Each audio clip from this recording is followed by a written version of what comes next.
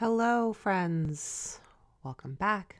It's the Diet Diaries. As you know, I am just pulling up my notes. I have a couple of notes for today for what I want to talk through. So let's see. It is Monday, April 20th when this episode is going live. And we're going to dive right in today. And we're going to dive into one of the most common, I'm going to say like, objections, but feelings of frustration that I hear from women when they're on their way to me, before they come to me, when they're feeling like resistance to coaching, which, it makes total sense. And so I wanted to talk about what it is because I know so many of you are feeling this too. And want to talk about why you're feeling this way. And I'm going to walk you through 3 specific ways that you can kind of overcome this and talk through some real life examples. So this is going to be a really practical, tangible kind of takeaway episode. So what I'm talking about is this feeling of, I know what to do.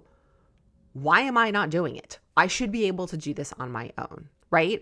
I don't think there's anyone listening to this podcast who doesn't know that they probably could benefit from eating a little bit more protein, could probably benefit from eating vegetables a little bit more regularly, could probably benefit from exercising more frequently, could probably benefit from being able to look in the mirror and not point out every single flaw in their body, could probably benefit from getting dressed and not obsessing over whether your jeans are going to fit and how you're going to try and deal with the fact that they feel tight, right? And you might be nodding your head to all of these. You might be nodding your head to one of them, right? I'm just kind of sharing a couple of different, really kind of broad examples of things that we are all working on. And we kind of know these things, right? We know what we want to do. And then the question is like, why am I not doing this? Why can't I do this? I should be able to do this on my own. It's obvious if I know what to do, I should be able to do it, right? Well, here's the thing. Knowing what you need to do is only one piece, and not even a kind of complete piece of the puzzle, so to speak. What you're missing is the how. How do I make that happen? And truthfully, like, that's not your fault because nobody really teaches you this. We're taught to use willpower, motivation, rigidity, rules to get things done, right? To take the what and put it into action to make it happen. And that only works for so long because it literally goes against the science and psychology of behavior change. And so that's really the missing piece here, right? Is that the general population of people, including you guys who are listening, unless you've been following me for a while, in which case, hopefully you've learned some. And if you've been a client, then you know a lot. Do not know how behavior change actually works, right? We think it works one way by following a plan or following really rigid rules and putting like, a shit ton of like structure in place and not going outside of that and predetermining everything you're going to do. And, things like accountability, which can be helpful, but not usually just on its own. And we think that these are the tactics that are going to make things happen. And that's actually not how it works. And what's frustrating is the way that it works is it's not sexy. It's not like dramatic. It's not often super quick. And that's why you don't know about it, because nobody likes to talk about it, because it's not this like amazing before and after transform your life in 30 days kind of thing. Like that doesn't happen. So what I want to do today is walk through kind of the 3 big reasons why you are struggling this, why you know what you need to do, and then why you aren't doing this. And you have this constant feeling of like, why am I not doing this? I should be able to do this on my own, right? I shouldn't need help to do these things, right? These things feel like pretty fundamental to like being a human. And if I know what I need to do, I should be able to do it, right? As a functioning adult, that's kind of like I think a judgment or an expectation is a better word that we put on ourselves. I know what I need to do. Therefore, I should be able to do this on my own. Why am I not getting this done? Here's why. Number 1, you are trying to do way too much. Here's what I mean. You know that you need to be exercising, so you tell yourself, I need to work out 5 days a week.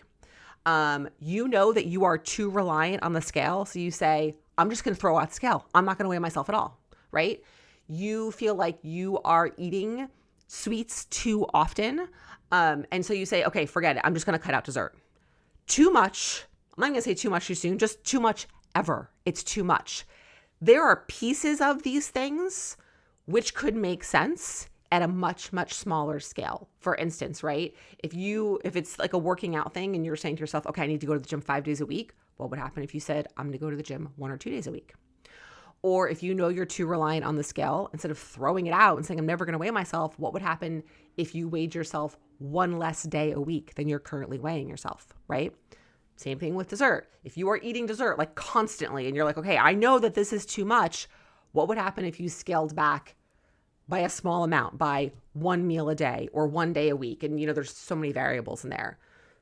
My point being is that we tend to think in extremes and black and white. It's easier for our brain to operate that way. It's much harder to find the stuff in between.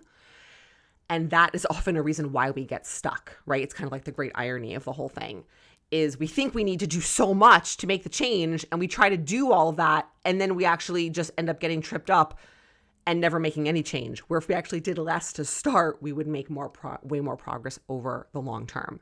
So if you are listening to this so far and you're like, yep, this is me, what I want you to think about right now is, where are you trying to do too much? And what can you do to do less? Number 1. Number 2, you know what you want to do, but you are not breaking it down into its tiniest component parts, right? So let's just stay with a couple of these examples, right? You want to work out more, right? So you're saying, I want to go to the gym 3, 4, 5 days a week. Well, what needs to happen in order for that to happen, right? Just saying that you need to go to the gym or planning to go to the gym 4 or 5 days a week is not enough. When are you planning to go? How are you making time for that? What is your backup plan? What small steps do you need to get your clothes out? Do you need to set a reminder? Do you need to set an alarm? Do you need to sign up for a class? Do you need to take care of a kid's carpool? Do you need to reschedule something, right? There's a lot of pieces that probably need to happen in order for you to be able to go to the gym. But what happens is we don't think about any of that. We just kind of think about the end results, right? Going to the gym. And then all of a sudden, it's time to go, or you're like, yeah, I'm supposed to go to the gym tomorrow morning. And you realize that oh shit, I can't go because I have all this other shit to do, because you didn't break it down into its component parts and you didn't figure out all of the small things that play a role in you going to the gym. This is a huge, probably, I'm going to say the most overlooked part of all of this work that nobody wants to talk about or think about, again, because it's not sexy, it's not cool, but it's real life. Let's use the scale example. I'm really trying to kind of be diverse with some of these examples, right? You're someone who knows they're relying too much on the scale, and you're saying to yourself, I should be able to be less obsessed. I just need to be less obsessed with the scale. I know I need to be less obsessed with the scale. I should be able to figure this out on my own. So your solution to that is, okay, I'm just going to throw away the scale. We know it's too much too soon, but let's say that you decide to throw away the scale and you're like, oh my God, I'm freaking the fuck out now. Now I don't know how much I weigh. Now I don't know what I'm supposed to eat for the day. Now I don't know, I feel very disoriented, and you feel kind of emotionally unmoored a little bit because you don't have this piece of information, right? You haven't kind of backtracked to look at, well, how am I going to handle this in the moment, right? What am I actually going to do to respond to the extreme discomfort that's going to come up when I don't have this thing that I've been relying on for so long that provides me safety, comfort, and familiarity when it's not there? So I think I'm going to share a great example of this that literally just happened this morning. One of my clients that I do asynchronous coaching with, meaning we don't ever meet live on FaceTime. She sends a check-in every Sunday night, and then I respond to her on Voxer, and we go back and forth with text and voice text once a week. It's awesome. It's such a phenomenal coaching option. She was sharing with me that this week she wants to work on eating out less for breakfast and lunch. I'm like, okay, cool. And I immediately see that, and I'm like, okay. And I understand why she wants to do that. We don't have to get into that.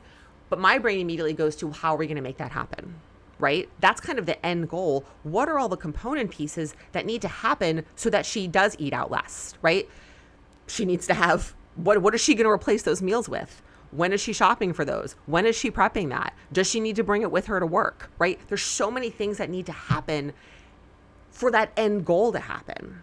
And if those are not in place, yeah, she's going to keep eating out as much as she was. And then she's going to say to herself, I know I need to eat out less. Why am I not doing that? I should be able to do this. It doesn't feel that hard. Well, it is really hard if you are not identifying all of the small pieces that lead you into that end result. So that's like something we're working through right now. We're literally going back and forth, but she said that to me and I was able to immediately identify, okay, this is going to be an obstacle. We need to figure this out. And I'm not going to solve it for her. I'm not going to say, this is what you need to do. She's going to work through that. But now I've kind of opened it up for her to think about that and see that as a potential like roadblock. And now we're going to unblock that road because she's going to identify what are all the steps that I need to have in place so that I can eat out less for breakfast and lunch. And then the third thing, I hate using that word, but sometimes I just can't like figure out anything else in the moment. The third thing that really plays a huge role in the I know what I need to do, why am I not doing this, I should be able to do this on my own thought train, is that the thing that you are trying to do is actually very much out of alignment with your values and what truly feels good for you. And you're trying to do it because of external expectations and pressures. And this is a tough one, right? I think the stop eating dessert is a great one around this, where we have so much noise around sugar and sweets and what's too much and how bad sugar is for you and sugar's poisonous and sugar's addictive and sugar feeds cancer and all this stuff, like none of which there's any actual quality research to back up, sidebar. But you actually really, let's say, love dessert. I mean, this was something that I feel deeply in my bones. This is like one of the things I struggled most with for decades. At one point, I even wrote a letter to my mom and my best friend telling them, I'm no longer going to eat sugar. If you see me trying to eat sugar, do not allow me to eat it. I wrote this in a letter to them. Okay. Needless to say, that didn't work because when I wanted it, I fucking ate it. And them saying to me, what about the letter? Literally did nothing. Anyway, I digress. But because the reason it didn't work is because I really enjoy dessert. I love cake. I love cookies. I don't want to give that up forever. I don't want to eat it the way that I was eating it because that felt terrible and was bad for my body and felt terrible physically and was making me gain weight, which was bad for my health. But I also don't want to give it up. So the thing I was trying to do was totally out of alignment with my values. And if that's true for you, you're not going to be able to do it. And you're going to keep asking, why can't I do this on my own? Well, because deep down, it's totally misaligned with who you actually are. And oftentimes, there's an overlap between these three things, right? Between the trying to do too much, not breaking it down into its component parts, and the thing being out of alignment with your values. It can be a combination of these things. But I think the reason I kind of talked about I want to be less obsessed about the scale, I think for a lot of folks that actually is in alignment with values, being less obsessed with the scale. Being less obsessed with the scale doesn't mean not ever weighing yourself. Just going to put that out there. Doesn't mean getting rid of your scale. That is, so it's the end goal itself is very much in alignment with values, but trying to do too much and not breaking it down into component parts is a big piece of why that's not able to happen for you, because you don't have the cognitive behavior change skills to deal with not having the scale around, or to start to think about your body in other ways, or to deal with what happens when you get on the scale and the number isn't what you want. How are you responding to that, right? You don't have any of that in place, and you can't become less obsessed with the scale unless that stuff is in place, right? So this was actually something that I worked through with a client. You know, she was someone who really, really struggled with the scale. And in terms of like I think this is actually kind of interesting. She's a very small bodied person, very petite, and very much struggled with body image and the scale. And where like a 2 to 3 pound loss or gain played a huge role in her mental well-being. And she really wanted to get past that. She knew, she was like, this feels illogical. This feels like crazy. Why am I so obsessed with 2 to 3 pounds? Why can't I get past this? I should just be able to not be obsessed about 2 to 3 pounds, right? We tell ourselves these things, but it's just not that simple. It's not how our brains work. There is a tremendous amount of behavior change that needs to happen in order to turn down the volume, turn down the intensity on that obsession. It was like, kind of was the example I was saying, right? In alignment with her values, knowing this wasn't good for her mental health, but trying to do too much too soon and not breaking it down, not having all the pieces in place. And that was something that we worked through and she made a tremendous amount of progress on, because in coaching, we worked through the key skills that she needed to be able to respond to a lot of those thoughts, to be able to respond to that obsession.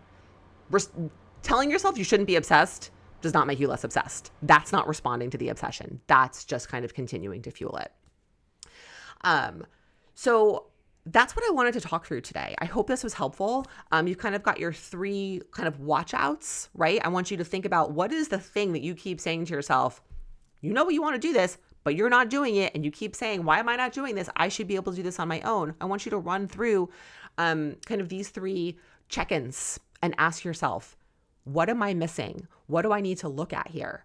And if you're struggling and you don't know how to move forward, that's when you come to me. That's when you send me a message and we do a consult and we get on Zoom and we chat and get to know each other and see, like, what can we do? Does coaching make sense? What could that look like for you? So that's what I got for you today. Thank you for listening. I'll be back next week, of course. And I just appreciate you guys. And yeah, thank you again for listening. See you next week.